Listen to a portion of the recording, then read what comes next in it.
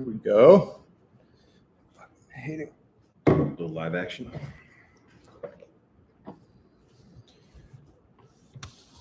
There it is. You want to just get rocking? Yeah. Okay.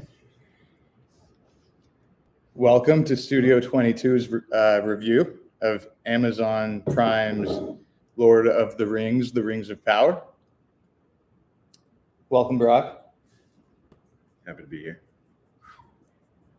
Someone jumping in? So, not sure if you're aware or not, or have seen all the marketing for it, or even care about it enough to check it out, but we are both big Lord of the Rings fans when it comes to the original trilogy and reading the books as kids. And we were pretty excited about this show when it came out, I'd say, until we kind of saw it, but I don't want to really jump ahead in the review yet. We got a chance to watch the first two episodes. Amazon released the first two, gave us 2 hours off the bat, and we wanted to just kind of analyze it fairly, without being too harsh, right? Give it a fair review.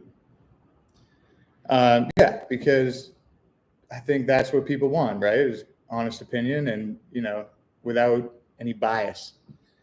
I was watching Flashcast last night, and Lofty was kind of making an argument about judging the show as its own separate TV show and kind of not incorporating too much of the lore or like getting down on all the changes and all that.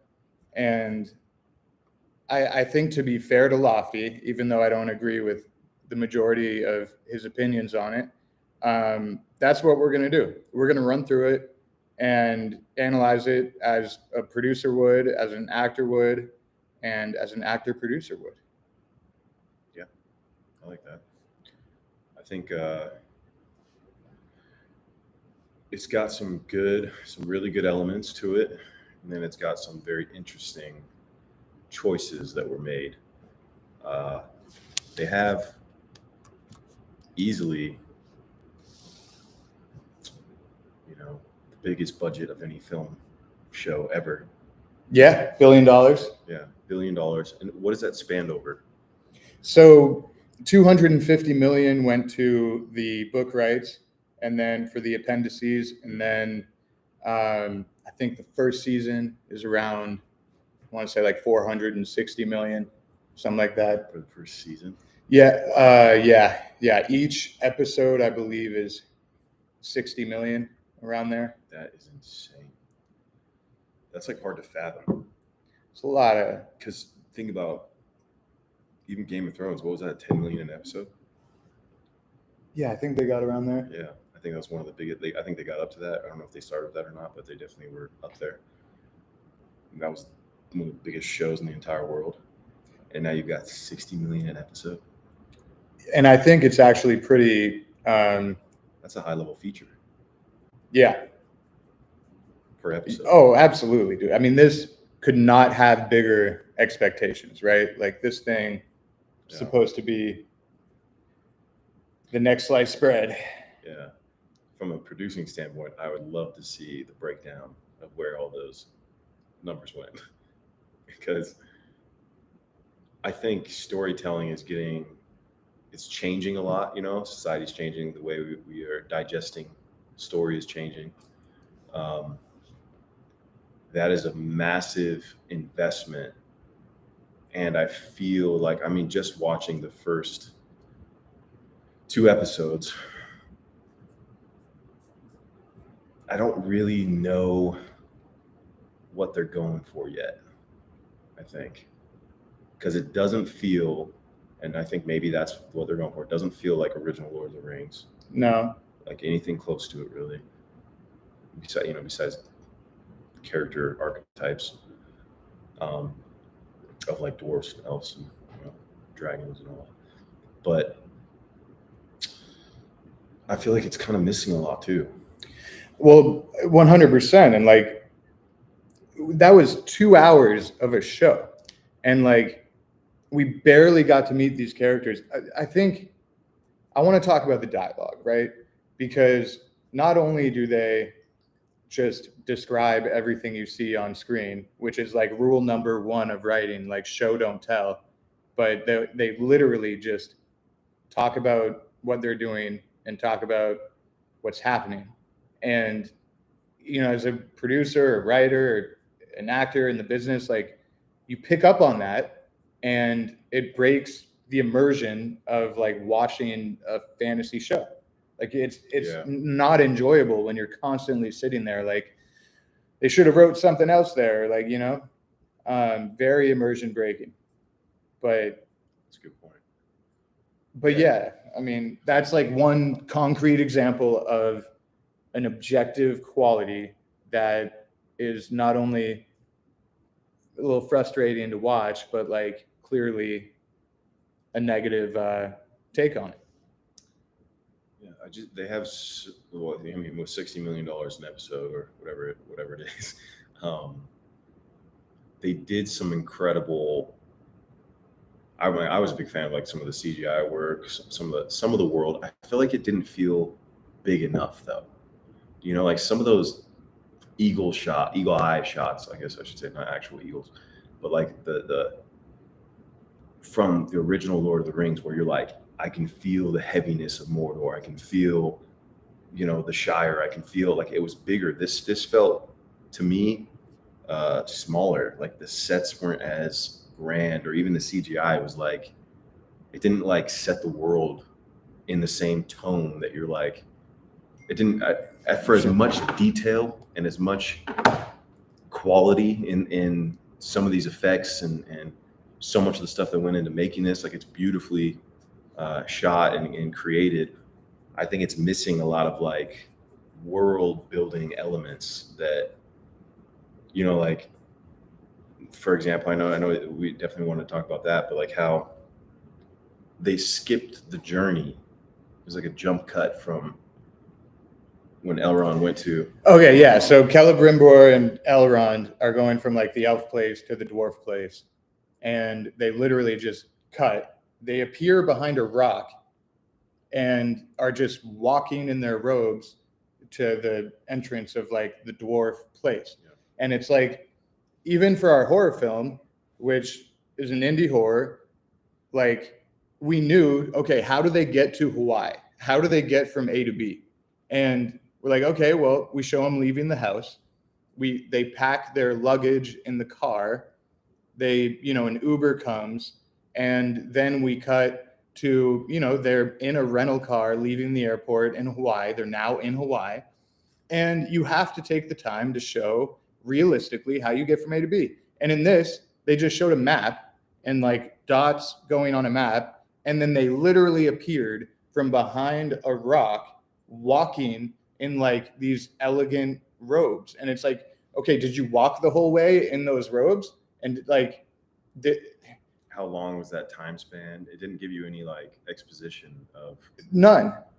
That's what I felt. I felt like that was a weird cut of like, what the heck? And then they get to the door and it was like almost immediately being shut down. Like, you know, don't come in here. And it's like, that was your whole plan. What if it took you 2 months to get there and walking or whatever long that time frame is, you know? It's just, it definitely, and think about too, like, think about Frodo's journey to destroy the ring and the struggle, the running out of food, the fucking, can I say that? I mean, I guess, yeah. But the struggle and all of the, you know, hurdles and stuff that they have to go through to get to that point, that the journey is what's so fun to watch. You know what I mean? The whole thing is the journey, right? Yeah. I totally agree. It's like realistic timing and A to B, B to C, and building towards a climax. I don't even know what we're building towards. Are we building towards Galadriel finding Sauron, like, or proving that Sauron's alive? Like, and what about the Rings of Power? the show is called Rings of Power. They haven't even mentioned it or talked about it, or, you know, I'm completely lost from like a narrative perspective. Not because I don't understand it, but because they haven't done anything. Like it's and then I mean, in storytelling in TV, you want to have the original. The pilot, sometimes people get bored in the pilot because you have to have all of the introductions of all the new characters. You got to give their backstories. You got to get people invested in that, and it's hard to do. That's a very hard episode to make. But to your point, Will, I think like the first 2 episodes, it doesn't really touch on that so much. And there's characters I feel like, to me anyways, just when I watched it, it felt like there's people that are introduced there that why I don't know why they were there. You know, it didn't really feel a lot like, of original characters. Yeah. It didn't feel, they should have original characters, right? No, This but is a with new no show, context, though, but with right? no Like, context. that's what I'm Exactly, trying to yeah. say. Yeah. There's no real context, and maybe they'll have it later down in the show. But when you introduce someone in a new world, in any film and show, you're supposed to, and from a screenwriting perspective, I know you know this, Will, as well. Like you put that exposition in there, you put that backstory in there, you tell who that person is. There's a reason, like when you introduce someone, you say their name, and you learn a little bit through that first dialogue of who this person is, so that moving forward, you're establishing that character from the beginning, and then you understand what the point or play is in the story. And it didn't. Right. I didn't feel like it had all of the elements of like a great story from the start. And who knows, maybe that'll change. You know, I don't know how. But I agree. Like on one side of the coin, we're only going off the first 2 episodes. So like the show could change. It could get better. There's more episodes. There might be like a cool war and battle scenes and whatever coming up, and we'll be like, okay, well, that was pretty good. However, you said the first episode, like that is everything for a TV show. Like they're supposed to hook you. Like look at Game of Thrones, right? Like they establish the White Walkers as a threat. They establish the Lannisters and the royal family. They get their direwolf puppies. Like so much happens in that first episode. And not only does it hook you, but it sets everything up, literally. The tone and the stakes, you know, like you know right out the gate that how high those stakes are. And here I see, you know, there are some stakes, you know, there's some stuff going on underground that's working on its way coming up. You know, I don't know how much you want to say or not, but like, well, Sauron, right? Like that's like Sauron's the only part, threat that, yeah. But it's not like, why is Right. Sauron a threat? No, that's another good point. Like, what is the villain's motive? Like, Yeah. you know, Besides just being a villain. right. Like it's almost like they are just relying on everybody who saw, you know, everything else instead of like establishing their own lore. Yeah, it could have been as easy as like things have been good for too long, and now Sauron's tired of it, and now it's time to turn to the tide or whatever. But like I didn't feel that. I didn't feel any of it. So what are some things that you wish would happen or wish will happen? Like what direction do you want the show to go in? I mean, I do like the CGI stuff, like the battles. I wish there were bigger battles. It's so tough because you're coming in with 20 years of books and films and iconic characters that we've fallen in love with, and it's like you're taking that and it's you're fighting an uphill battle right out of the gate, right? So of course there's going to be people that just the fact that you touch it aren't even really going to be fans of it. I am a fan of storytelling. I love storytelling. I love films. I love, you know, progressing storytelling, and this is obviously doing that in a different way that hasn't been done per se. It's definitely different in the Lord of the Rings scope, but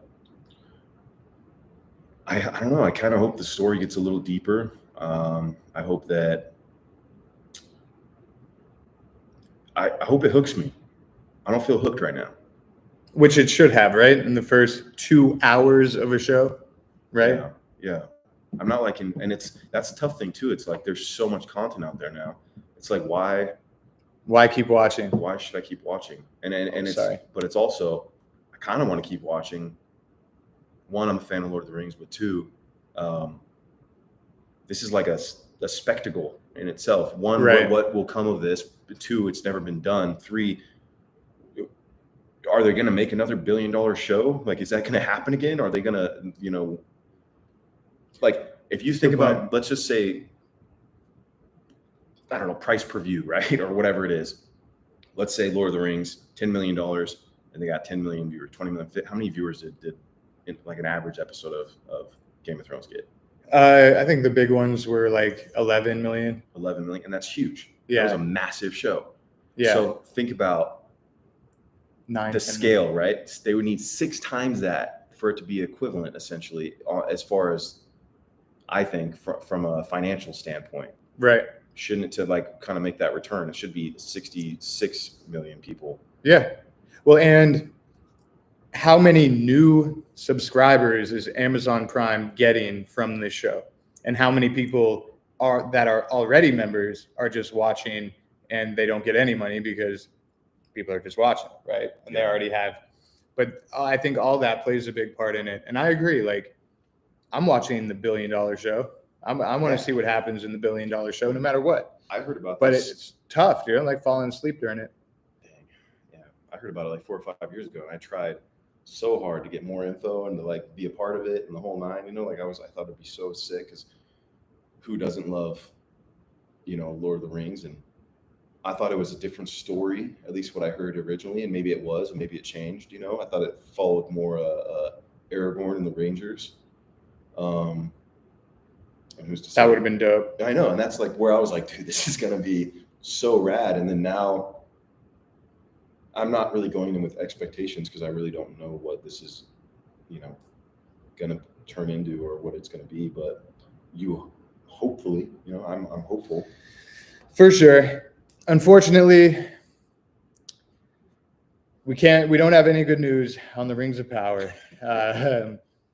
We're not, we can't recommend it in good faith, but unless you want to just tune in and be a part of the spectacle, we do not recommend. Look at the chat real quick. Oh, next Saturday for the Kane comic event. Yes. D, that would be fantastic. Are they coming? I said excited to see you guys next Saturday. Appreciate that. We'll post more details about the event this week, and yeah, time and the address and all that. So stay tuned and appreciate that a lot. Yes, it's Saturday, 1 p.m. in LA. There we go. Hell yeah. Well, appreciate the time. We just wanted to come in and give a quick review of the Rings of Power. We're not the biggest fans, and we'll stay tuned for it. But if you don't think you're gonna like it, we cannot recommend in good faith. Signing off here at Studio 22. Appreciate it. Now, if Amazon wants to put $1 billion in a cane, There we go. Now we're talking.